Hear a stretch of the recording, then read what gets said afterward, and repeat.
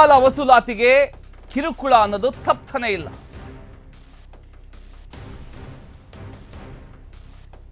Instant loan ಮಹಾ ಮೋಸ ನಡೀತಾ ಇದೆ. ಸಾಲ ವಸೂಲಿ ರೂಪದಲ್ಲಿ ಮಾನಸಿಕ ಹಿಂಸೆಯನ್ನ ಕೊಡ್ತಾರೆ. ಸಾಲ ವಸೂಲಾತಿ ಏಜೆಂಟರು ಬೆದರಿಕೆ ಹಾಕುವಂತಿಲ್ಲ ಅಂತ ಹೇಳಿದ್ರು ಕೂಡ RBI ನಿಯಮಗಳಿಗೆ ಅವರು ಕ್ಯಾರೆ ಅಂತ ಇದೆ. ರಿಕವರಿ ಹೆಸರಲ್ಲಿ ಫೈನಾನ್ಸ್ ಸಿಬ್ಬಂದಿ ಗೂಂಡಾಗಿರಿ ನಡೆಸ್ತಾನೆ.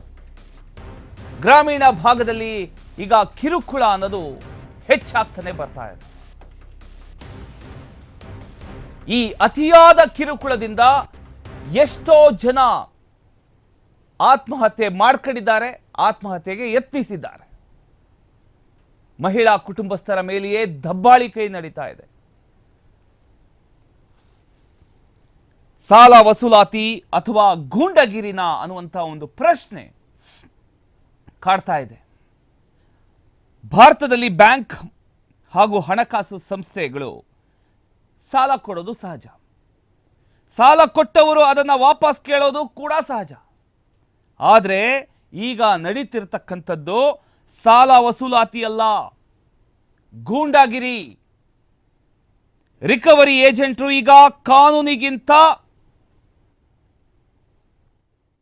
ತಾನೇ ಮೇಲು ಅನ್ನೋ ರೀತಿಯಲ್ಲಿ ವರ್ತನೆ ಮಾಡ್ತಾ ಇದ್ದಾರೆ.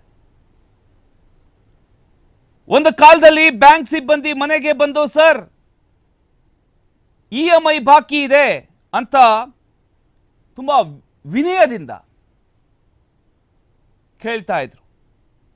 ಆದರೆ ಇವತ್ತು ದಿನಕ್ಕೆ 20 ಕರೆಗಳು, ವಾಟ್ಸಪ್ಪಲ್ಲಿ ಬೆದರಿಕೆ, ಫೋಟೋ ಮರ್ಫಿಂಗ್, ಕುಟುಂಬದವರಿಗೂ ಕರೆ. ಇದು ವಸೂಲಾತಿನ? ಇದು ಖಂಡಿತವಾಗ್ಲೂ ಅಲ್ಲ.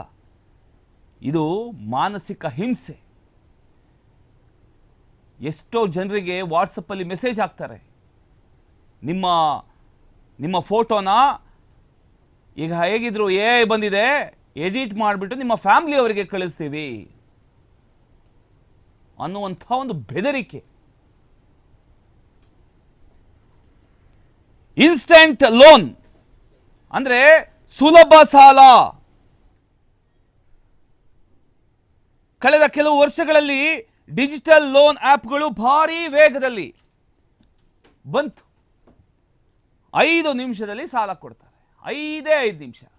ನಿಮ್ಮ ಕ್ರೆಡಿಟ್ ಸ್ಕೋರ್ ಚೆನ್ನಾಗಿದ್ರೆ 5 ನಿಮಿಷದಲ್ಲಿ ಲೋನು ತಕ್ಷಣ ನಿಮ್ಮ ಅಕೌಂಟಿಗೆ ಬಂದು ಬೀಳುತ್ತೆ. ಕೆಲವೊಂದು ಡಾಕ್ಯುಮೆಂಟ್ಸ್ಗಳನ್ನು ಕೇಳ್ತಾರೆ. ಆ ಡಾಕ್ಯುಮೆಂಟ್ಸ್ಗಳನ್ನು ನೀವು ಸಬ್ಮಿಟ್ ಮಾಡಿದರೆ ತಕ್ಷಣ ನಿಮಗೆ ಲೋನ್ ಸ್ಯಾಂಕ್ಷನ್ ಆಗುತ್ತೆ. ಡಾಕ್ಯುಮೆಂಟ್ ಬೇಡ, ಇನ್ಸ್ಟೆಂಟ್ ಕ್ಯಾಶ್ ಆಗಿ ನಿಮಗೆ ಕೊಡ್ತಾರೆ. ಈ ಜಾಹೀರಾತು ನೋಡಿ ಸಾವಿರಾರು ಜನ ಮೊಬೈಲಲ್ಲಿ ಇರ್ತಕ್ಕಂಥ ಆ್ಯಪ್ಗಳನ್ನು ಡೌನ್ಲೋಡ್ ಮಾಡ್ಕೊಳ್ತಾರೆ. ಆದರೆ ಇಲ್ಲಿ ಶುರುವಾಗೋದೇನು ಗೊತ್ತಾ? ಜೀವನದ ಒಂದು ದೊಡ್ಡ ಸಮಸ್ಯೆ ಶುರುವಾಗದೆ ಇಲ್ಲಿ. ಸಾಲ ತೆಗೆದುಕೊಳ್ಳೋದು ಸುಲಭ, ಆದರೆ ವಾಪಸ್ ಕೊಡೋದಿದೆಯಲ್ಲ, ವಾಪಸ್ ಕೊಡೋಕ್ಕಾಗದಿದ್ರೆ ಆಮೇಲೆ ನೋಡಿ ಟಾರ್ಚರ್ ಶುರುವಾಗತ್ತೆ. ಅದು ನಿಜವಾದ ಕಿರುಕುಳದ ಒಂದು ಕತೆ.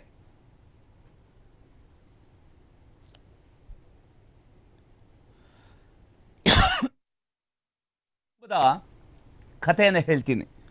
ಒಂದು ಸಣ್ಣ ಊರಿನ ಒಬ್ಬ ಮಹಿಳೆ, ಸ್ವಸಹಾಯ ಸಂಘದ ಸದಸ್ಯೆ, ಮನೆಯ ಖರ್ಚಿಗೆ 10,000 ರೂಪಾಯಿ ಸಾಲ ತೆಗೆದುಕೊಳ್ತಾಳೆ. ಮೊದಲಿಗೆ ಎಲ್ಲವೂ ಸರಿಯೇ ಇರುತ್ತೆ. ಆದರೆ 1 ತಿಂಗಳು EMI ತಪ್ಪಿಬಿಡುತ್ತೆ, ಅಂದರೆ ಕಟ್ಟಕ್ಕಾಗೋದಿಲ್ಲ. ಅದಾದಮೇಲೆ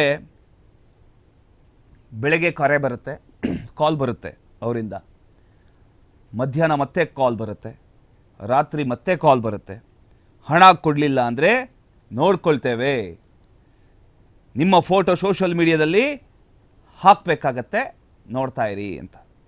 ಅಷ್ಟೇ ಅಲ್ಲ, ಅವಳ ಗಂಡನಿಗೆ ಕಾಲ್ ಮಾಡ್ತಾರೆ, ಅವಳ ಅಣ್ಣನಿಗೆ ಕಾಲ್ ಮಾಡ್ತಾರೆ, ಅವಳ ಸ್ನೇಹಿತರಿಗೆ ಕಾಲ್ ಮಾಡ್ತಾರೆ.